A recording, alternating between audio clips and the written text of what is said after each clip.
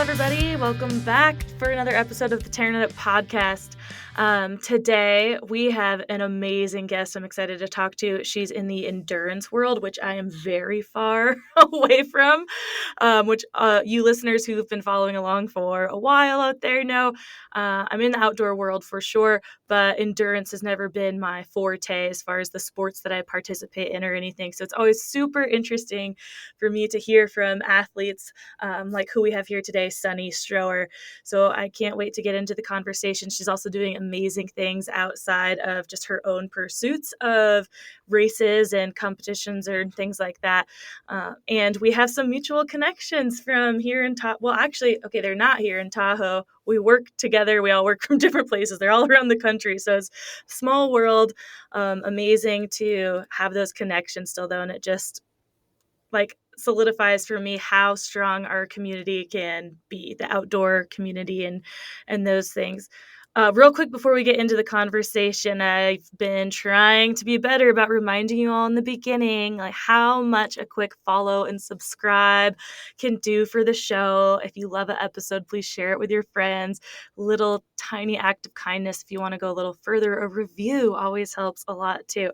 But if you haven't followed yet, please just click that button on whatever podcast platform you're listening to. And now we're going to get into it. I'm going to turn it over to Sunny here to tell us a little bit about herself. And first off, we always ask our guest where you are at this very moment of recording. Well, Taryn, first off, thanks for having me. I'm stoked to be here. And I am currently in Kanab in southern Utah in a small town of about 5,000. Oh, okay. I haven't heard of Kanab. I just did open your article you sent, though, about the Iditarod, which we'll definitely get into. And I saw Kanab as the Kanab woman on the headline. And I was like, Kanab, where is Kanab? And for some reason, I was just thinking Alaska just because the Iditarod. But okay, so southern Utah. If I would have just scrolled down and saw that there in the article. Well, if you haven't been, which, obviously you haven't, but you should come visit at some point because Kanab is right between Zion, Bryce, and the north rim of the Grand Canyon. And it's a tiny little town, but it's an amazing outdoor community, and there's tons and tons of adventure to be had here. Oh, definitely. I want to start exploring again more often, and I haven't explored too much of Utah. Been to Moab and Ogden area, but not too far outside of either of those places. So I'll definitely add that to the list. So, Sunny, I know I always send our guests a little prep form, right? And they give me their bio and things like that. And mostly that's for me to read. I love to read it, but I really think it resonates more when that comes from you, the guest, to get your just real feelings out into an emotion of who you are rather than me just kind of leading this or reading this list of accolades. So we just share your kind of synopsis of what it is you do right now in your life. Well, how much time do you have? I'm going to try to keep it short.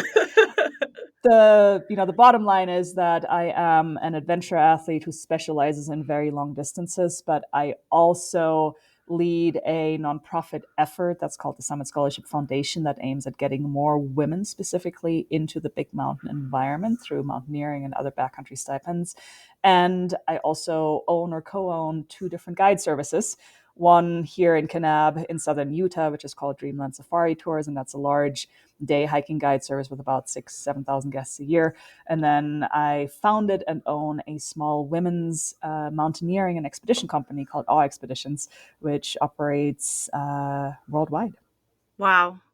I love that. I love it all. I also love the name Awe Expeditions, especially because when you see it spelled out, their audience, which it'll be, all the stuff will be in the show notes, as you know, but capital AWE and then Expeditions is spelled out. So I like the Awe and I assume the capital AW stands for all women. So all women expeditions, Awe Expeditions. Yes, indeed. And, the intent was always to focus on the element of awe, because that to me is what sets big mountain and just backcountry adventure apart in general. You know, when we're in nature and we're doing big things, it inspires awe and it makes us feel small and humble and helps us grow as people. And that's what I personally love. And that's also what I try to bring into and instill in my teams at Awe Expeditions. So, yeah, it is all women, but it's focused on awe.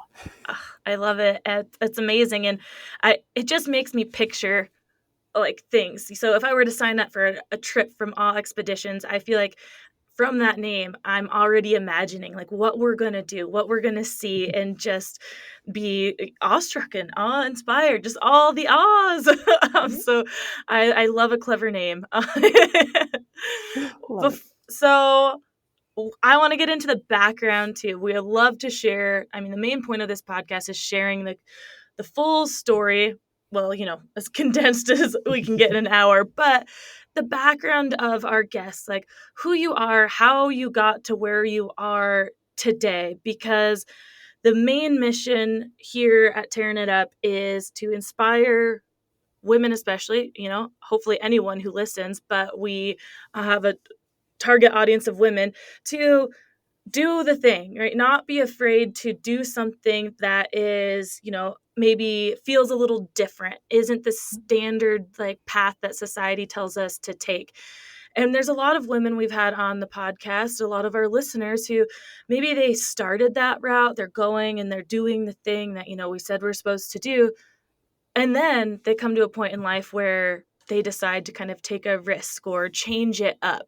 And I think that with our audience, like the age group, there might be a lot more of us at that point in life where we've done these things, we've done it quote unquote correctly, and now we want something different. And so, how to pivot or just to have the courage to pivot, rather.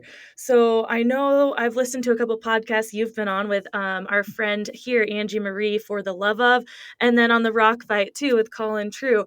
So, I know a little bit about your background here, but if you would share with the audience kind of where it started for you, like were the outdoors always a part of your life, but just not to the extent they are today? Or did you find that all of it way later in life? I came to the outdoors and to outdoor adventure pretty late, specifically in my 20s, really mid and late 20s, kind of around grad school and after grad school.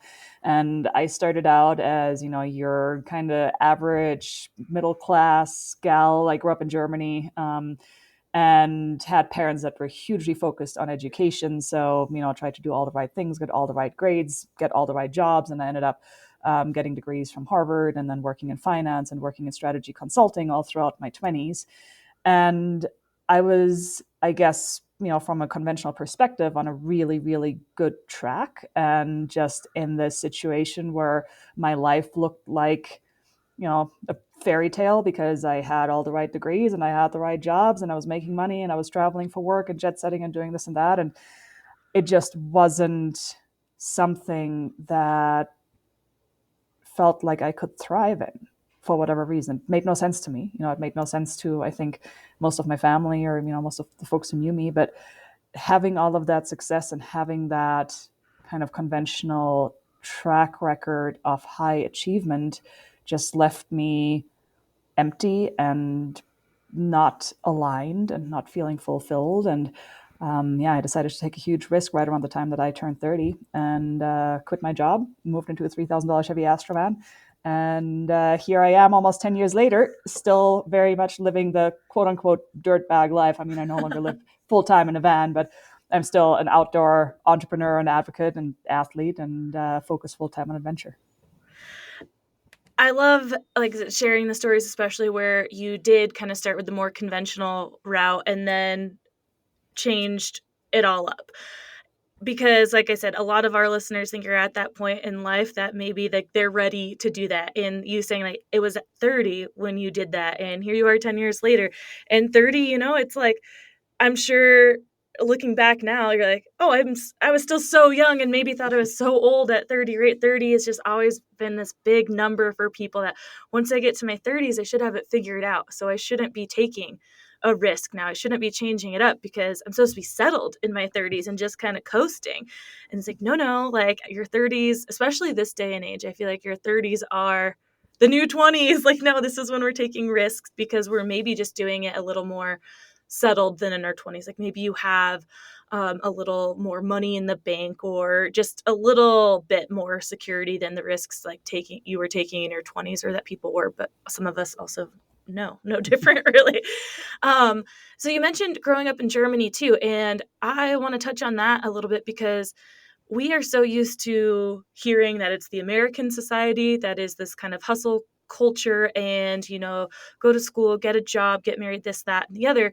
But it sounds like your family was kind of on that route too. Was that overall something in that happening in Germany, or was it your family specifically that kind of chose that route? I think it was a little bit of a mix of both because, when you think about it, so I dated myself, right? I was born in 1985, and I'm kind of a child of parents of the post-war generation in Germany, right? So my parents were the first in their respective families to go to university and to essentially work their way out of poverty and to really be able to materially provide for their family, for me and my sister. And that translated into them putting a huge emphasis on education, putting a huge emphasis on work ethic, and on pursuing that quote unquote conventional track record of success. And I think, yes, my family on the one hand was very specific in that, but at the same time, the entire generation that my parents belonged to, there were a lot of people in that generation who were primed through that post-war experience to putting a lot of emphasis on the traditional metrics of success and hustling. That makes a lot of sense. And I mean, I think it can make us all feel good, like realize that everywhere is different. But like I said, I feel like we get a bad rap in the US for that kind of stigma and culture of it. And it's like, no, there are still other places where it happens, and it could be just the family that you're in or the place or a combination of both. So we're not the only ones kind of dealing with this like overworked or follow this way of life. And obviously we know many other places have particular like paths they expect people to take and whatnot. So we're not any different from that. Our path just looks a little different than other Yeah. places typically. But who else are you? Do you have one sibling? I have one sibling, yeah, one One sister. sibling. Okay. And did she take kind of more or stay with that more conventional route, or was she a kind of inspiration or motivation or anything to you in what way trajectory of your life? She made some relatively similar choices to me, actually, and also pursued that conventional path early on and decided to make a change. So yes, there was certainly some mutual, I think, inspiration and kind of paying attention of what each other was doing. But the one thing that I wanted to come back to, as you were talking about Germany versus the US, and Mm-hmm. kind of the social construct of hustling and success, and going after the kind of high achievement. So I do think that in general, Germany has probably a better work-life balance than the US. However, what I found interesting is that working in finance and working in strategy consulting, where I work both on this side of the pond in the US and in the German language, kind of European space, that actually, at that end of the spectrum, the German market is even more intense than what you find in the US, which, I hadn't necessarily expected. But yes, going back to your point, it's not just America, it's not just the US that kind of has that focus on high achievement and on hustling. It is something that we can find all around the world. Yeah. I mean, without getting too off on a tangent, I know that a lot of Asian countries definitely have that a high standard of high achievement and whatnot. And again, just depends on how you grew up and what your family, kind of expects. Your parents always want you to have more than what they had. So they can push a little bit harder sometimes for you to get to that point. Um, and then so your whole family still in Germany? Were you the only one to come over to the US or I'm the only one who's currently living in the US, yeah. okay. And when did you, sorry if you said it, come make the move over to the US full time? I came over here in 2004. So it's now, yeah, it's been 20 years since I moved to the US. And, I feel very much at home and very much US centered. I'm married to an American guy, and, my life, my friends, my social, everything is here. But I, of course, still have a little bit of the accent because my first language is German, and Yeah. I'm not a native speaker. Well, I think all of us here in the US love an accent anyways. So should I ham it Sprechen up a Sie little more? Deutsch ein bisschen? Genau. Ja, danke schön. Pizza. Amazing. Okay, well, let's talk about you're 30, you make this pivot. What's the step like into this new world? Like, what was your first kind of like, I'm assuming you weren't just like, well, I'm just going to quit and hang out, right? Or maybe you had enough cushion, right? You had some savings or something that you were like, I'm going to move into my van and travel and see what happens.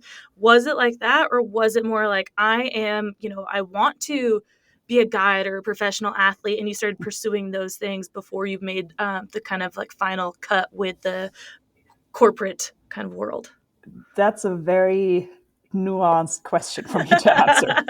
To start with, when I quit, did I have a cushion? No, I didn't. I mean, yes, I did, in that I was debt free at the time because I'd had a very, high earning job, thankfully, that had allowed me to pay off my student loans in about 4 years. And, I didn't have any credit card debt, and I had taken care of that side of things. But I had about $20,000 in the bank, which, if you are a German citizen who, when I quit my job, lost her ability to legally work in the US, $20,000 doesn't go very far if you don't have a way to actually make money again, right? So it's not like I was well taken care of and I could just go and play and do whatever I wanted to. No, I had to think about what I wanted to do with my life in the long term. However, I had also experienced this severe acute burnout in my last job, which was being a manager at Bain and Company as a consultant. And I had a good amount of confidence in my ability to eventually figure something out and make money again, which allowed me the freedom and the flexibility to look at my bank account and say, okay, I've got $20,000 and that's it. But I'm not going to worry about it.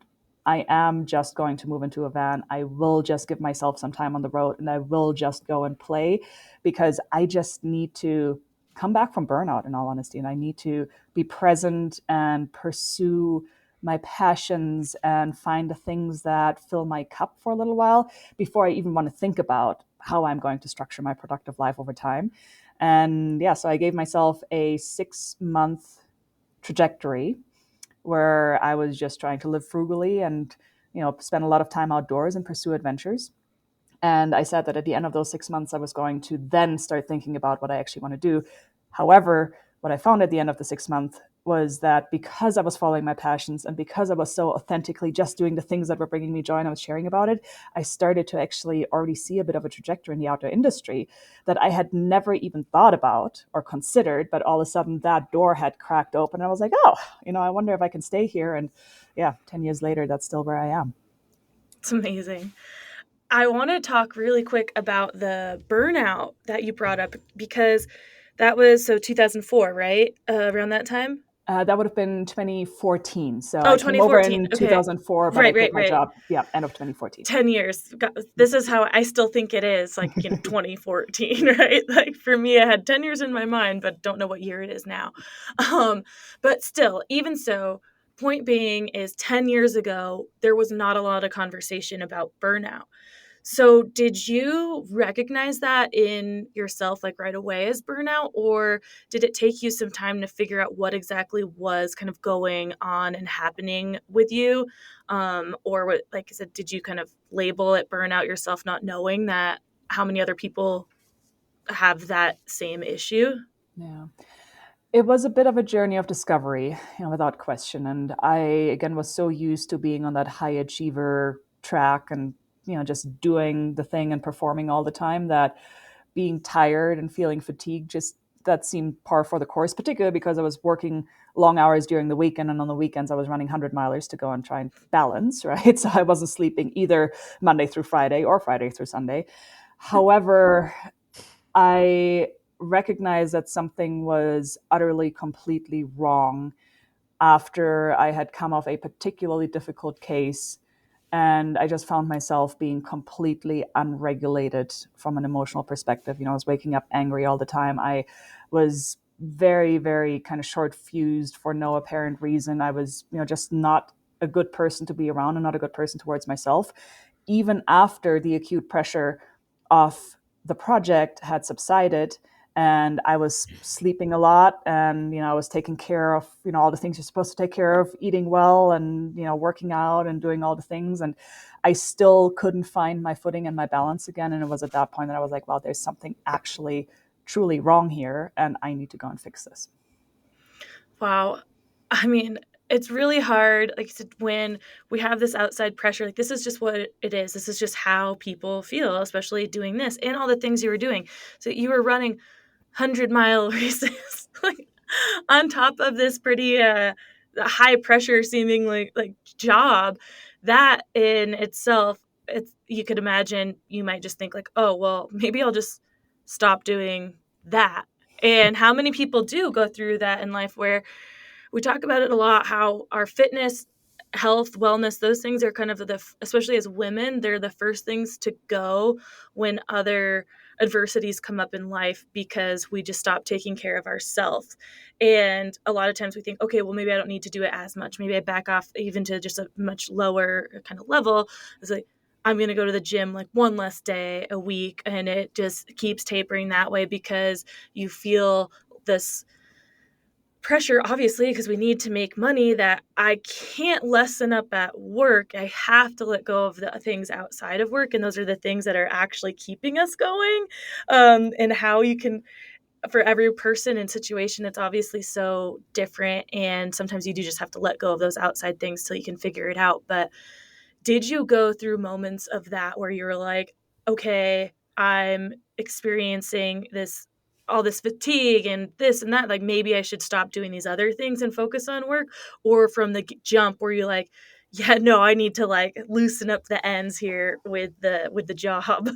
I'm so glad that you asked that question. And the reason that I'm so glad is because back then I knew completely without question that cutting back on the adventures wasn't an option. However, the reality is that now, at this point in my life, I've actually fallen into that trap. And I have a very different life setup now, and adventure is my life in a lot of ways, right? But it is also work.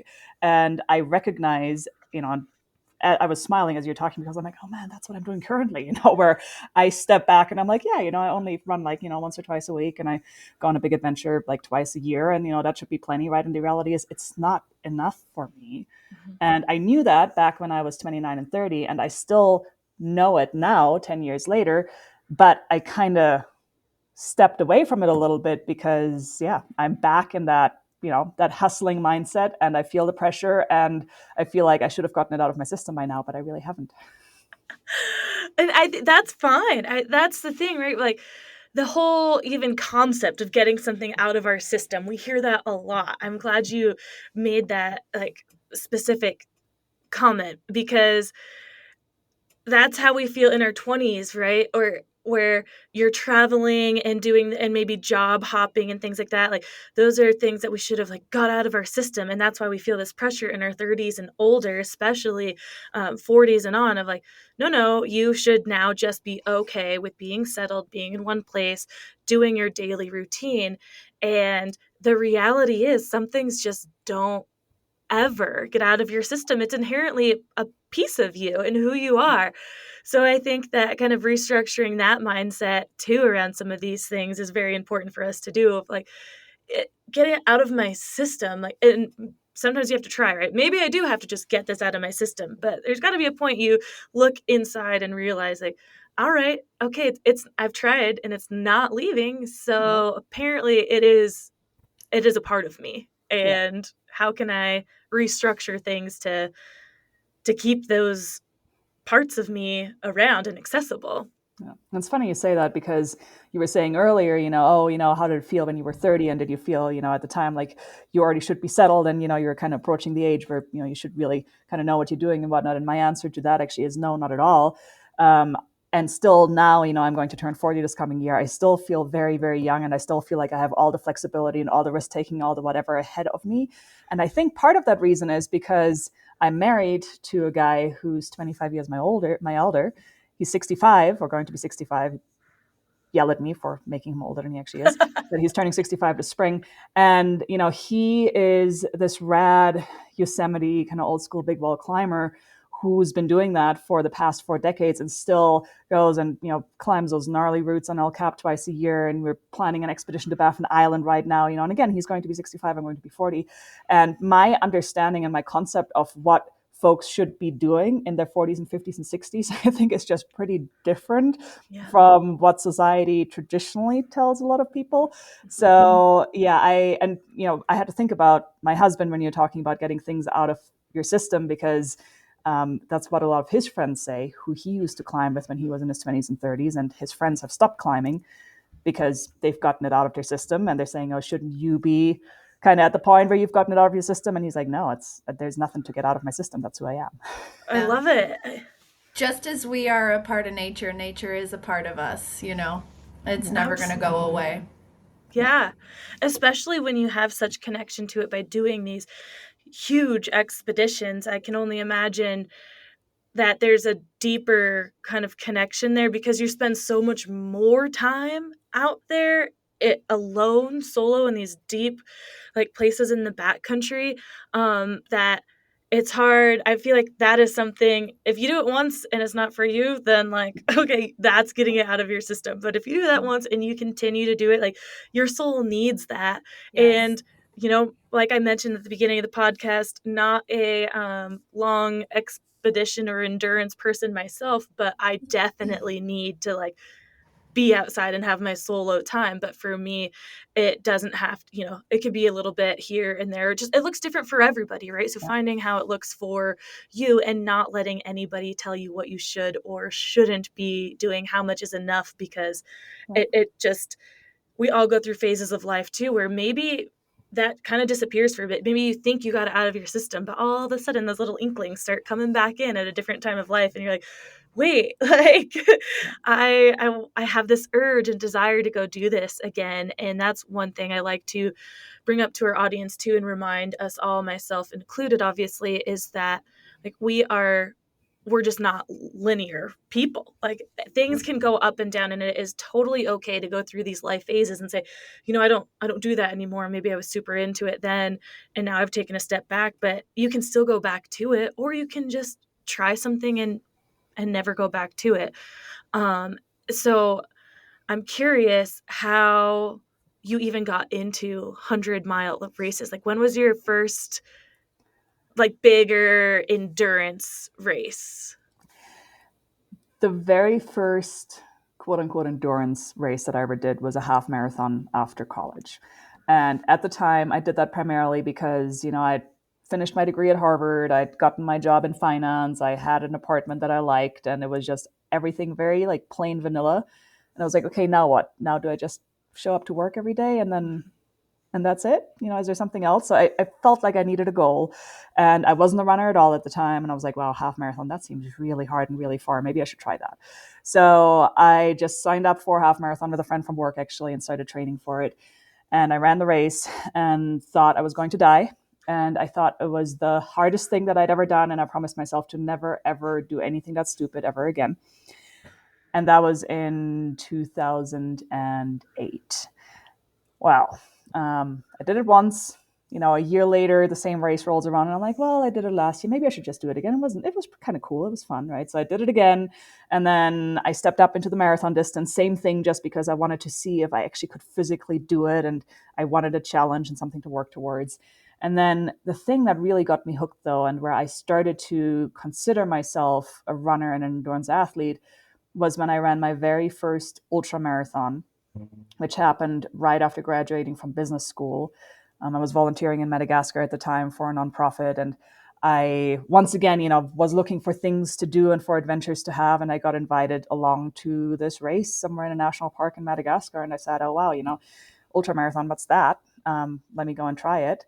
And I signed up for the 100K distance on a whim and finished it in a lot of pain, and walked away from it with a completely different outlook on psychological resilience and fortitude and perseverance, and what we as humans can actually do from a physical perspective.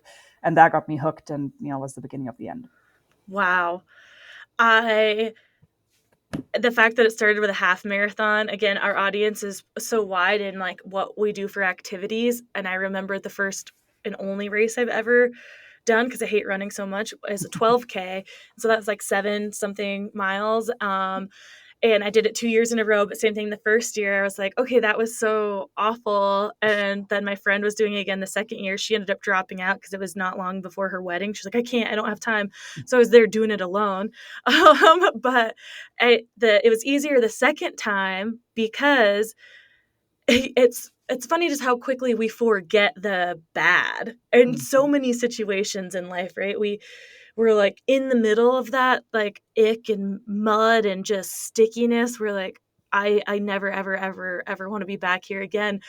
But it's like immediately after, you just remember the parts you enjoyed and you're like, oh yeah, well I'll do that again. Like it wasn't that bad. And then you start doing it again. Sometimes you're like, oh my God, like, okay, now really never again. And I feel like no matter what, there's going to be times that come through that, like those thoughts come through in your mind, that even how many you've done or the things you continue to do, that there's circumstances where you're like, why am I doing this? Like, okay, this will be the last time I do this one for sure. And of course, not long down the road or not long after you finish, you're like, yeah, well, maybe I should give it another go.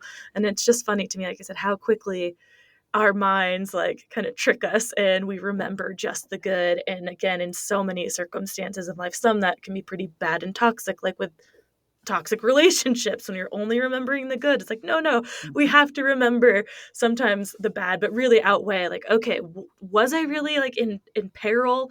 But we have this conversation. So I coach the high school wrestling team, and we were talking with our kids yesterday. Actually, they were starting to look pretty worn down, and it's only a few weeks in. Like we're barely scratching the surface of the season, and we had to talk with them like, guys, like we really have to dig deep here. This is about the mental kind of toughness and resilience. This sport can be really tough in that, so especially endurance sports as well. But I think as humans and in the generations that we're in now, the younger generations, I feel like it's a little bit harder for them to access that mental toughness and adversity.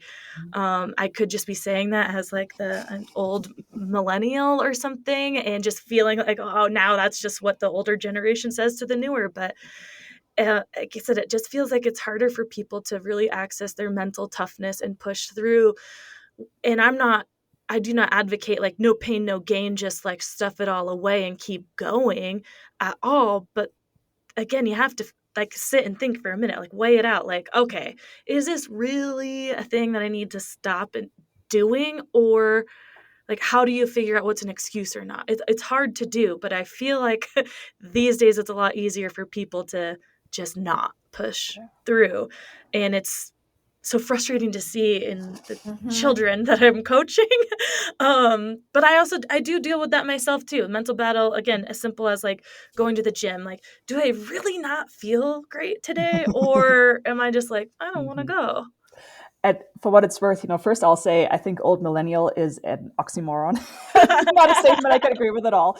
But yeah, when it comes to the mental side of things, I think that's the biggest thing that I learned kind of stepping up into half marathons, marathons, and then ultra marathons.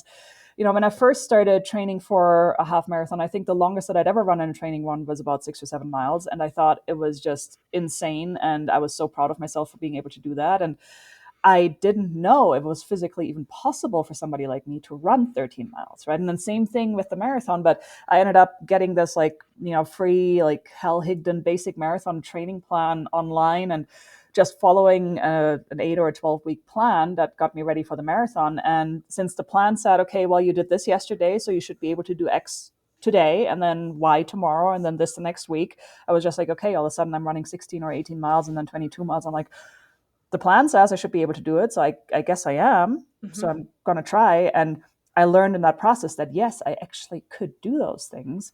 And then, going into the ultramarathon distance, what I learned was that there is a physical threshold fitness that you need to do stuff like this. Mm-hmm. But really, if you can run a half marathon or you can run a marathon, you can run ultras. Mm-hmm. It's just a matter of, do you have the mental desire and then the toughness to stick it out and keep going when it starts hurting? Yeah. I mean, I'd say that that's what stops us from anything in life, whether it's a hard endurance effort or a push like at a job, applying for school, all these different things. It's like our mind that gets in the way.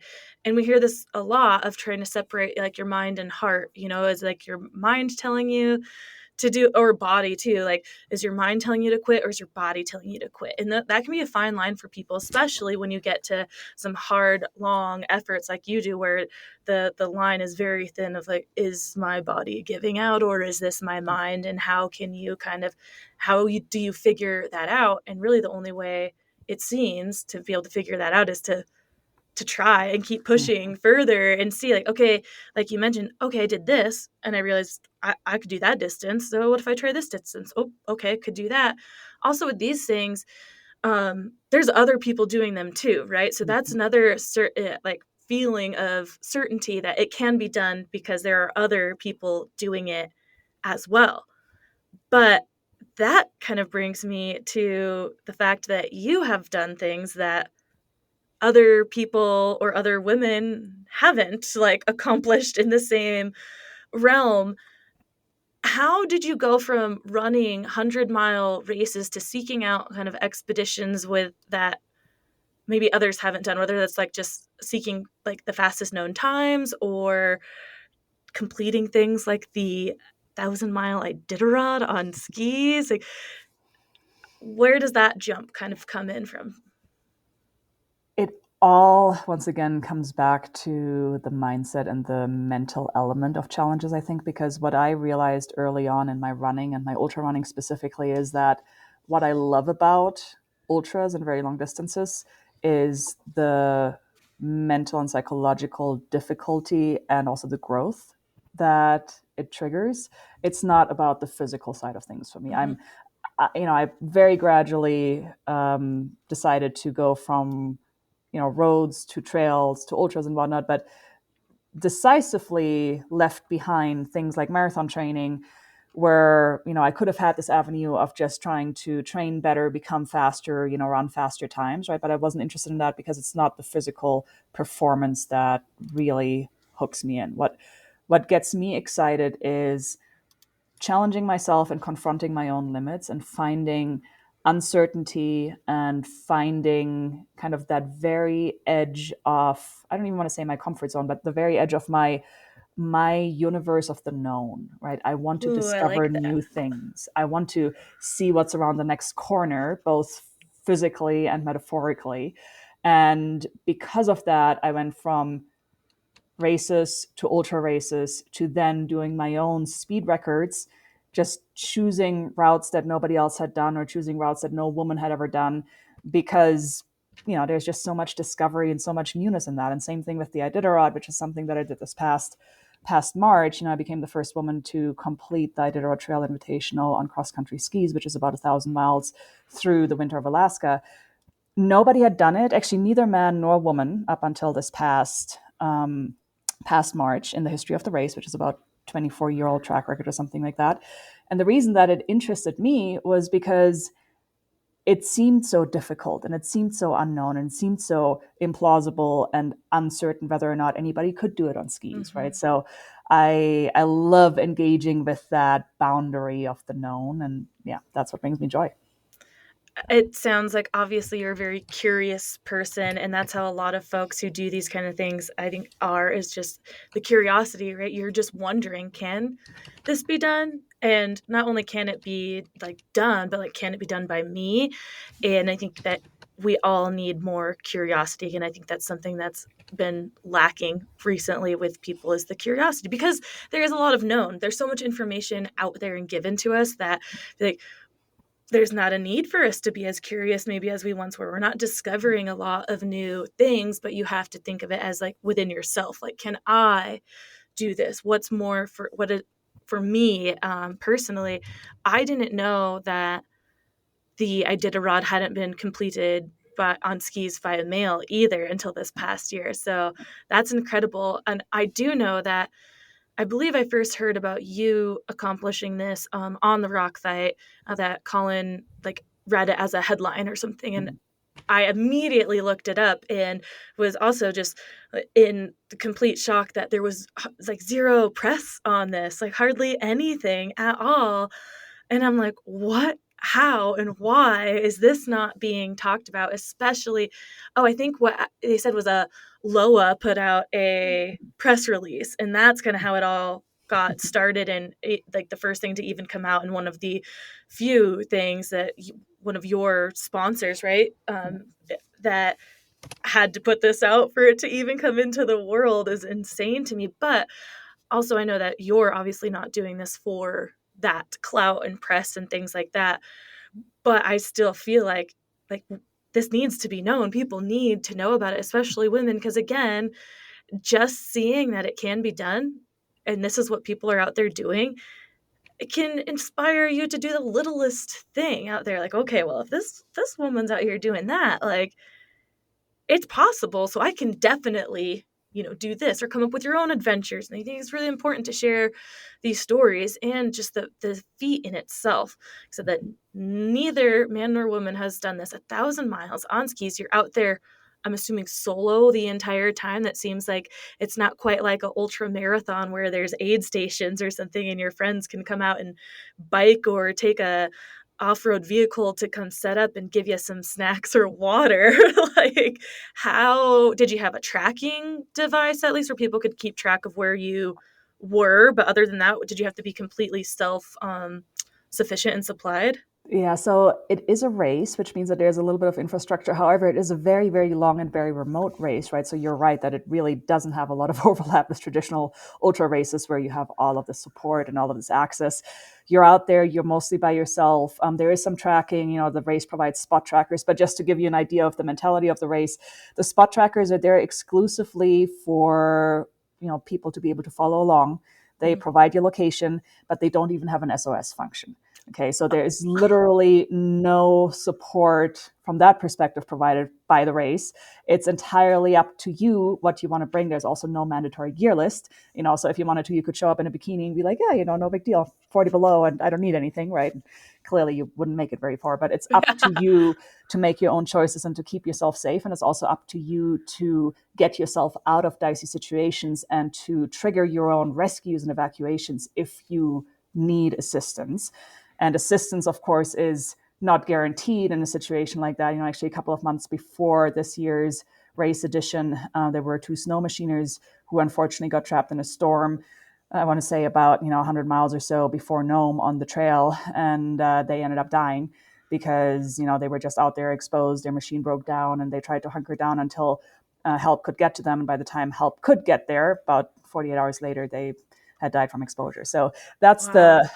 that's the reality of life and of adventure out in Mm-hmm. Alaska. And in some ways, though, that's also the appeal, I'd say, of an adventure like that, not the risk of death, which, yes, it is risky and yes, things can happen. But, it's just a self-sufficiency and this accountability and the ultimate responsibility for your own decisions, which I like to approach from a perspective of making decisions in such a way that I don't ever feel like I'm pushing the envelope so far that I don't have a way to stay safe or to extricate myself or to get out of a dicey situation, right? So it's a really fine balance. Absolutely. Would you say that's been your kind of most extreme or toughest adventure expedition to this day? Interestingly enough, I don't think so.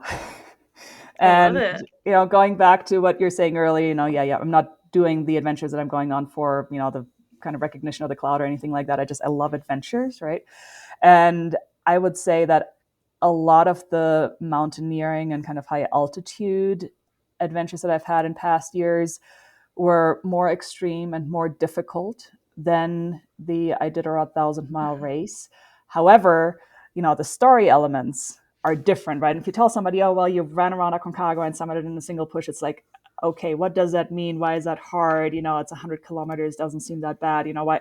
Like, you can't quite sink your teeth into it the same way you can sink your teeth into 1,000 miles on skis in the snow in Alaska and negative 40 degrees, on the same trail that the dogs race on. So, yeah, the Iditarod was amazing, but it wasn't the hardest thing that I've done.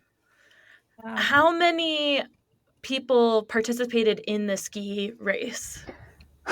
I think this year there were 8 that were signed up. Wow. And 6 or 7 that started. No, it was 7 that started, me and 6 boys. And then out of the 6 boys, 2 dropped out right in the first 2 or 3 days. And the other 4 did end up making it to Nome Wow. finally. So, in the history of the race, every year folks try to go to Nome, and there's 3 different disciplines. So there's ski, there's bike, and there's foot. Ski is Foot. considered the most difficult one. And so in general, there's fewer skiers who even attempt to ski the 1,000-mile distance than, there are participants in the other disciplines. But yeah, throughout that 24-year history of the race, a bunch of folks, men primarily, had attempted to ski to Nome, and nobody had ever managed until this year. Wow. And then we got it done. Has there been other women that have attempted before? Were you the first woman to attempt and complete? I don't know of any woman who had attempted to ski the 1,000 miles. There were plenty of women who had biked or competed on foot in the 1,000-mile distance. And I can't tell you with certainty that there hadn't been other women who had tried to do it on skis, but I don't actually know for sure. Well, it's amazing. And I love to hear too that you, like you said, the story element, it seems like the craziest thing for readers at home, like, right, 1,000 miles, snow, Alaska, solo, only a few other people, this, that, and the other. But the fact that for you, mentally and internally and all these things, like, it wasn't your hardest thing, because we have to put that into perspective too, of like, that's how much mentality matters, is that it seems so crazy to anyone else, but you've been in situations where maybe the numbers aren't as high or the conditions aren't as extreme, but mentally for you, it was much, much tougher. And that just brings home the point that, like, life is about perspective and like where you're at and just your own view of anything. And we just have to remember that it doesn't have to look like this crazy thing on paper to be one of the hardest things, or vice versa. It could be an incredibly hard thing on paper, but for you, like, you are set and ready physically, mentally, and it wasn't so bad. I think that's an incredibly important point, because in all honesty, when I think about things that I consider inspiring and I look at stories that grab me where I'm like, wow, this is so cool, somebody did this, it's not the record or the podium or the result, the outcome, whatever. It's the process of engaging in that kind of boundary pushing experience. Mm-hmm. So I've guided folks before. I've guided women on their first backpacking trip before. A grandmother of multiple grandchildren who had just lost 40 pounds and had never backpacked in her life and signed up to go and do this 5-day trip with me through the Paria Canyon in southern Utah. That to me, that is inspiring. Like, that to me is amazing. And when you talk about, okay, cool, so you skied the Iditarod versus we have this woman who completely changed her life and her attitude towards her own capabilities to try out something, at age 68, that other people would look at and be like, wait, you're doing what and why? That to me is like, that's inspiration. Yeah. The rest is stuff that people pay attention to because it sounds good, right? And because it's cool and because the pictures are pretty, but it's not actual human spirit, if that makes sense. 100. Absolutely. Love that. Yeah, and that's something, again, that we're trying to instill into our kids. Me and the head coach for the wrestling team, like, we grew up very differently. Like, we grew up in the same style of mentality and wrestling and practice and the pushing ourselves and things, but we're doing something very different with the kids that we coach. And what we're trying to instill in them is really not the idea of like, your record matters, wins matter. Like, what matters is that you're getting better day by day, right? And if you know that you went out there and gave everything your best shot, then that's what's going to just make you better. And that's where you grow as a person. And again, these are all things that I need to remind myself of often, is that it doesn't matter how it looks. Like, only you know what's going on inside and the internal battles that you're facing. So it is for some people where it's just like, you got through the day. Good fucking job. You got through another day. And that's where we just need to have so much more grace with each other and ourselves, because that's just how life is sometimes, where it's just really, really hard and people don't know that from the outside. And that's okay. They don't have to. As long as you know inside like how hard it was to get through that thing, then your growth is there and it means something and it's important. And it doesn't matter on the outside, like I said, how it looks or how it's perceived, as long as you know. And that also brings me to your recent attempt that I want to touch on, because I think from some of the comments that I know that you got on this or about this attempt can kind of segue into what you're doing with the Summit Scholarship. But you were trying for what, the FKT for the Arizona Trail, or the speed record attempt for the Arizona Trail, which is 800 miles. Yeah. And you were just getting comments from, I mean, obviously the internet just, it's a terrible place to be and can also be wonderful. But the fact that you were getting some just men out there speaking on this subject of what's gender equality in the outdoors, and like putting you down, that it's like, this is, people face this all over, but women especially.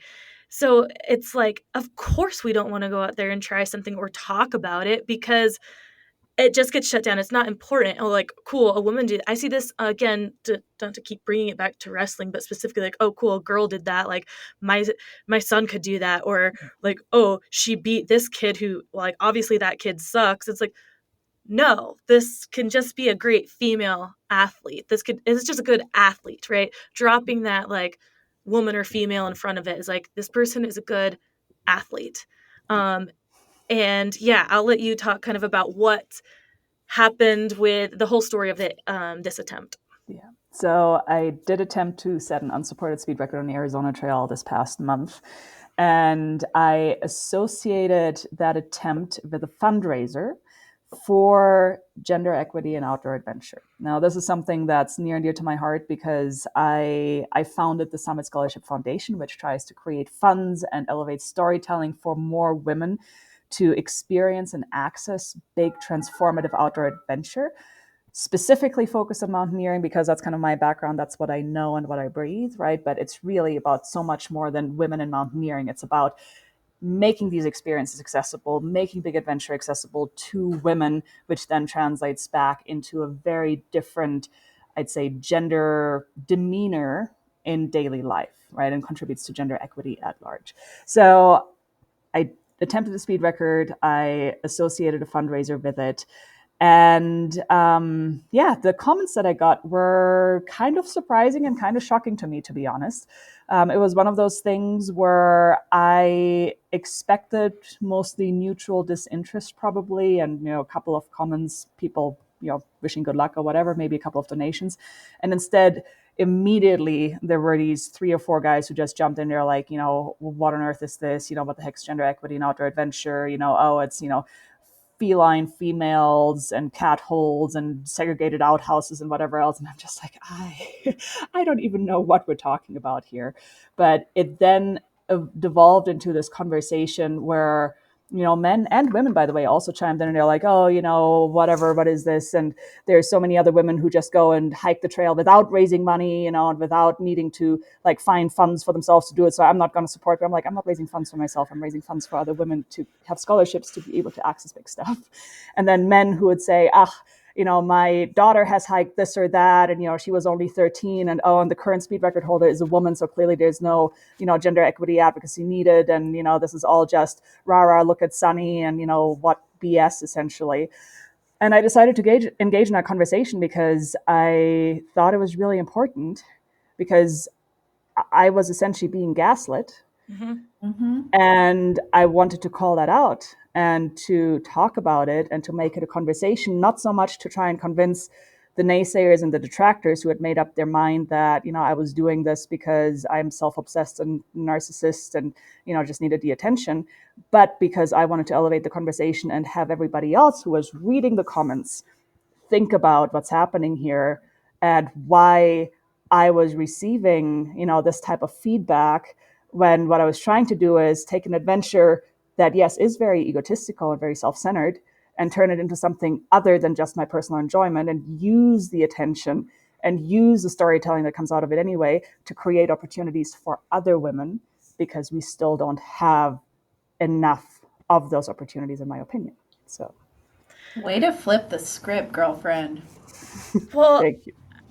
I just find it's so funny, these people who go just off the handle on comments often aren't reading the thing at all. They see one thing and they're going to go off like one little sentence.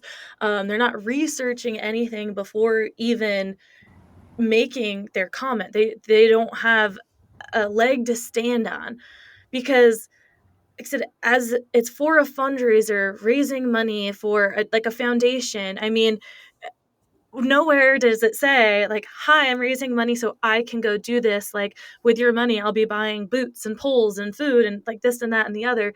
So it's just amazing to me how people just jump on and say these things and think that like you're just raising money for yourself. They're missing the entire bigger picture and thus causing more damage to something that is already like non-existent or just like has very little attention. They're bringing it in all the wrong ways, and just because they think it doesn't matter to them, it's not causing them any harm. They have nothing to do with it. They're probably not even in the spaces at all. How they even found your post, some of them, is probably just like crazy, the stupid algorithm of like people commenting, now all the wrong people are seeing it kind of thing. But one comment that you quoted from your LinkedIn post saying like, keep your stupid gender politics off the trail, you sound like an unhinged lunatic, try being a person and enjoy your life.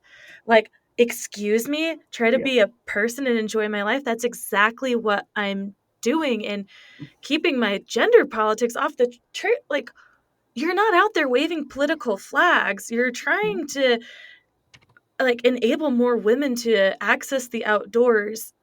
And I just, this all just blows my mind. Like I said, where people just clearly don't read anything and have the audacity to leave these comments when, again, like, you're not doing anything to harm anyone else. You weren't trying to shut anything down. You weren't trying to say men can no longer hike this or something.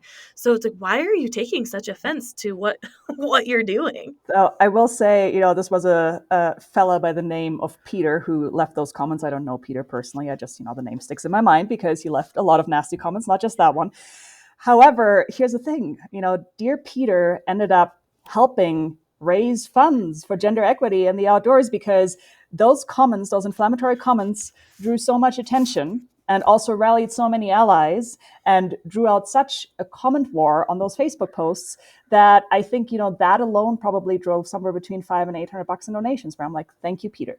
So, in some ways I'm surprised and in a way dismayed to see that those types of reactions seem warranted by some people and are considered socially acceptable and something that folks would publicly share on the internet, where, to me, like, that's just like, there is no need. Like, this is very poor form. But so I don't like that this is considered okay or acceptable for anybody. But in all honesty, it helped drive attention and it helped drive the conversation, and actually also made me go back and say, what, to me, the need to get more women into outdoor adventure and to tell our stories more loudly is really, really obvious.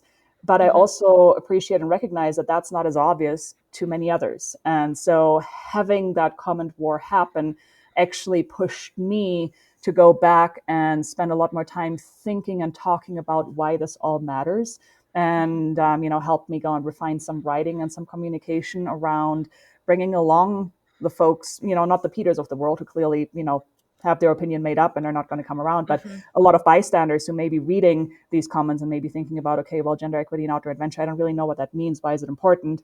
But, I'm not sure what's going on here and I want to learn more. And so overall, I'd say that all of the reactions that I got to the fundraiser were helpful rather than detracting. I love that perspective, and people say that often on social media when like they engage negatively in comments, and you see the original poster say things like, thanks for your comment, like this post is now growing and getting to more eyes. And so when you can keep that perspective, I think that's very helpful. It's still crazy, again, like how ironic you're leaving that comment, then you're the unhinged lunatic. Like, that's my like strong opinion. Anyone who leaves comments at all like that on any post is the unhinged lunatic, because like you mentioned, just keep that stuff to yourself or talk about it, I don't know, with your friends, but you do not need to be like just going off the handle, like I said, on someone's comments like that. Like, what's it do? What's a comment word do? But people are just bored, the keyboard warriors at home trying to make their point, and it's just not reaching. I do, without having to keep you like too long, and we're almost at an hour, but I have a couple other questions for you. One, since we're on the subject of the Arizona trail speed attempt, I want to touch on the fact that you did end up, I don't know if pulling out is the right term, but not completing it. Or do you want to talk a little bit on that and kind of your experience or decision on in making that happen? Because I think that's a good thing for people to hear, is that like, hey, recognize when it's not right, and it's okay to change your mind or to stop and to reassess. Yeah, absolutely. So I did pull out. I decided to come home after 200 miles out of the 800. And here's the interesting thing. This was my second attempt at the Arizona Trail. I had tried once before the prior year with a supported speed record attempt, and I had to bail after about 300 miles with a stress fracture because I was injured and I physically could not continue on, which also was like 2 months before the Iditarod, so that's a different story. But that was exciting. And when I came home at that time, during the first attempt, I had had an amazing adventure. I'd had a really good time. And I now had that nagging question in my mind saying, can I actually do this? Or is this above my pay grade? And that made me curious and made me want to go back and actually attempt to complete the trail. So I decided to come back this past fall, and I wanted to do it unsupported this time, carrying all of my gear from the very beginning. Heather Anderson, who is an amazing pioneer for long distance speed hiking and, like the original woman crusher in these types of efforts, she had just put up the unsupported record, taken it down, from the previous men's time by about 4 days. And I was looking at that. I'm like, oh, I'm going to go and try that. That looks really, really exciting, really challenging, and really fun. And in the end, as I was out there right after, having all of the comments around, the whole gender equity fundraiser and whatnot, I had devised the system for the speed attempt that seemed like it was setting me up really, really, really well to actually be able to do this much more easily than I thought I was going to be able to do. So specifically, I was pulling most of my gear behind me on a wheeled cart, and just had a system that was working like a charm. And I was putting the miles down every day, and things were going to plan and things were going well. And I ended up realizing that I wasn't as enthralled with the entire adventure as I would have been if I'd been more at my edge. So, that may sound very, very cocky and very arrogant, but in a way, I walked away from this saying, I think I can do this. I can do this relatively easily. All I got to do is like walk for 15 hours a day, and I'm getting bored, and it's not for me right now, and it's not grabbing me. And that's a long time to spend away from home and from my loved ones and from my work. And I'm not having fun. So I'm going to stop doing it because the record itself is not that important. Well, that, like you've mentioned before, it's not about that. It's not about the record. It's not about the clout. It's about just your mentality, your curiosity, and recognizing that.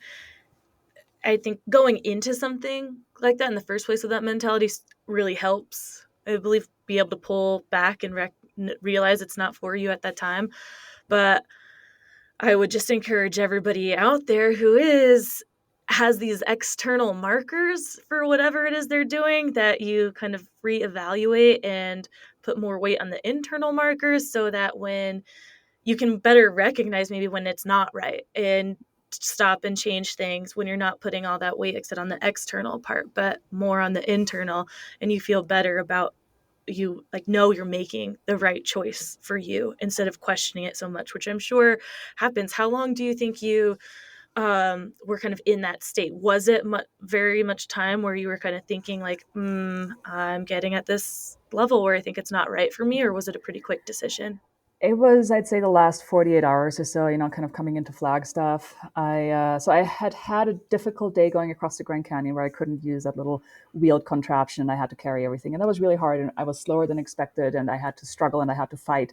And in a way, that was my favorite day on the trail because it was hard and it was dicey and it was challenging and I was at my limit and I'm like, oh my God, this is so difficult. I don't know if I can do this, but that's what I thrive on. And then I'd gotten through the Grand Canyon and I kind of reset and I'd budgeted in plenty of time, to be able to make up for what I anticipated was going to be a difficult day. And then as I'm walking into Flagstaff on terrain that, by the way, I'd already covered once the prior year when I had crew and support and, a lot of people around me and just this whole community and social aspect. As I was now walking into Flagstaff, I just, for, 2 days, I was just there and I'm like, okay, I'm just walking and I'm not actually enjoying it. And it's also not particularly hard. I'm just walking. Yeah. I was sleeping 8 hours a night and I would stop at night, not because I was completely exhausted and I couldn't go any further, but just because I had hit my miles and I was like, okay, cool, and then I'd wake up before my alarm got off in the morning because I was rested and I was ready to go again. And it just, it felt empty at that point. And as I was coming down towards Flagstaff and seeing the lights of the city, I was like, it's not feeling right. And if it's not feeling right, then I don't want to spend another 2 weeks of lifetime into doing something just to prove a point that I can. Mm-hmm. And those are the moments where things tend to go wrong, whether it's getting injured or just because you get complacent. You're like, do, and you're not so aware. So things happen. So I think it can be the smarter move of like, I'm just going through the motions instead of maybe paying as much attention as I should. So I think that's a good point to bring up is that, like I said, in complacency is when we get injured, and that comes to even when you're out just in the backcountry traveling at all. We talk about it a lot with like back skiing and things like that in the backcountry. Like you have to make yourself pay attention. So you can't let yourself get complacent and go through the motions, because when you're not paying attention is when something can happen. And it can be hard to make sure you're paying attention. But again, just a lot of self-reflection in all these activities, like constant self kind of reflection and internalization.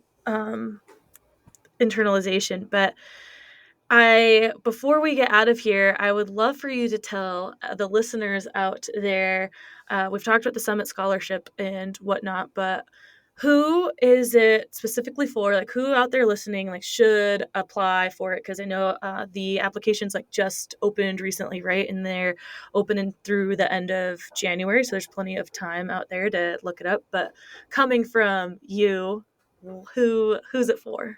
So the Summit Scholarship is, as we talked about, a scholarship program that is specifically for women to get into mountaineering and big backcountry adventure. And this year there's $40,000 worth of scholarships available. Those scholarships are for guided trips that will allow you to build a new skill or develop, a new kind of experience space and progress into the next level of whatever it is that you want to do out in the mountains. And I would say who should apply? Any woman who feels a calling for adventure, for whom receiving a scholarship like this could be the make or break between being able to do a trip like this or not at all, and for whom this is going to be hopefully a source of personal growth and transformation. So, yes, it's free trips, and it covers a expedition fee for a trip to, for example, 4-day mountaineering school to Mount Baker, or to the Cordillera Blanca in Peru for high altitude mountaineering for 2 weeks. So it covers the expedition fee. It also covers a travel stipend to help offset the flight costs, and then it covers really high quality mountaineering gear from partner brands like Loa Boots, like Fjallraven, like Lecky. And what I want to stress here is, while it is a free trip, if you've already done all these trips and you just think that it'd be cool to go on a trip and not have to pay for it, the scholarship probably isn't for you. We'd love to have you on a trip as a guest without question, but the scholarship really is intended to reach those of you who aren't in a position to just go and drop a couple $1,000s on an amazing experience, because you're just out of school, or because you're a single mom, or because you have, medical bills, or whatever it may be. If there's a reason that a backcountry trip and that sort of expense is something that's realistically beyond your reach, take a look at the program, go apply. And our programs are very much geared towards beginners, first timers, those who are curious to develop a new skill set. You don't have to be a rad athlete. You don't have to be an experienced mountaineer or an experienced rock climber. We have a climbing retreat with She Moves Mountains as well that's covered in the scholarship. All you need to do is be curious and passionate about this and have a good fitness base that allows you to be comfortable in that sort of backcountry environment, which realistically means either, being able to carry a 40 to 45 pound backpack for the bigger expeditions, or, just having some decent fitness and mobility for the rock climbing retreat. That's amazing.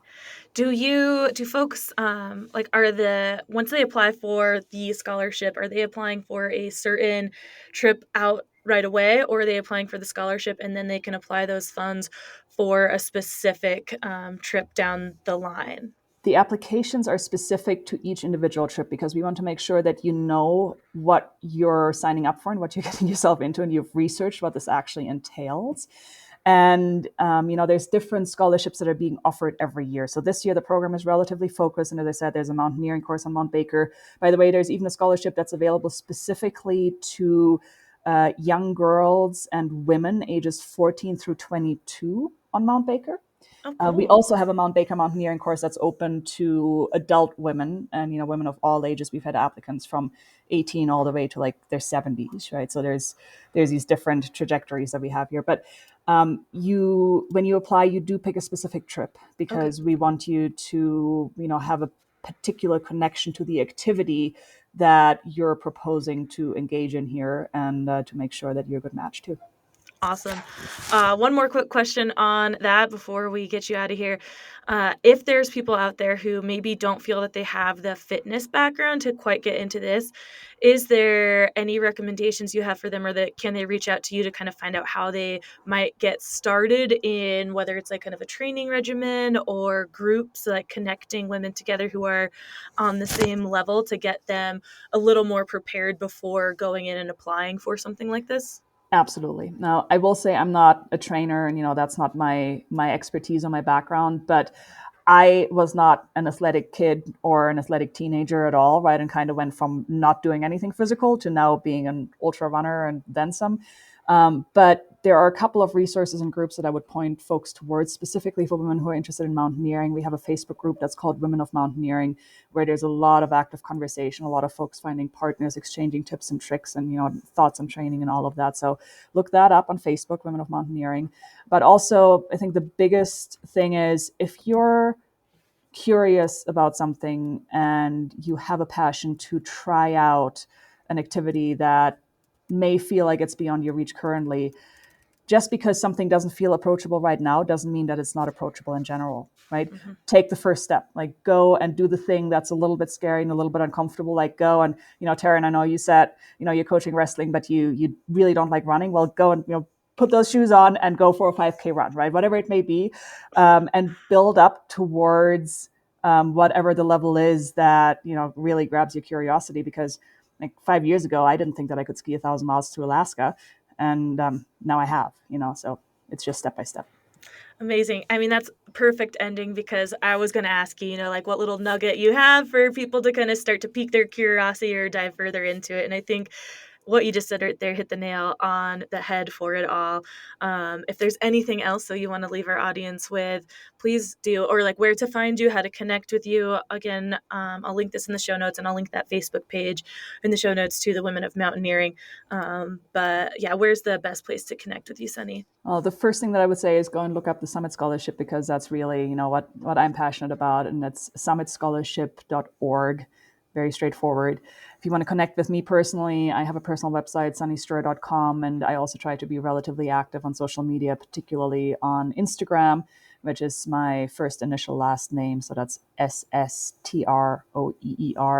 And I'm active on LinkedIn as well. And that's how we connected, Taryn. And I always love hearing from folks, and always happy to help in whatever way, shape, or form I can, even if it's not in the form of scholarship. Well, Sunny, thank you so much. Truly inspirational to hear, like I said, where you went from, one point in life to 180-degree difference. And like I said, all of you can do that out there too. You can change whatever situation you're in just by making that first step. So don't be afraid to do it. Take those steps, as little as they may be, one at a time. And thank you all out there for listening to another episode. If you haven't, again, please rate and subscribe to the podcast. That helps us so very much. We appreciate you all being here, and we'll talk to you again next week. Bye. We hope you enjoyed this episode and would do us a huge favor, since we don't have any sponsors or anything like that, and would rate and review us on whatever platform it is you use, Spotify, Apple, Stitcher, whatever it is. And if you're listening and downloading just through the website, tearingituppodcast.com, leave comments. We'll definitely engage back with you. And on social media right now, we're just on Instagram. Tearing It Up Podcast is the handle. Like the post, share the post, comment on the post, whatever it is you got. Show us your love so we just stay relevant and show up in the rankings at all. So again, rate and review, please. And we'll see you next time. Thanks.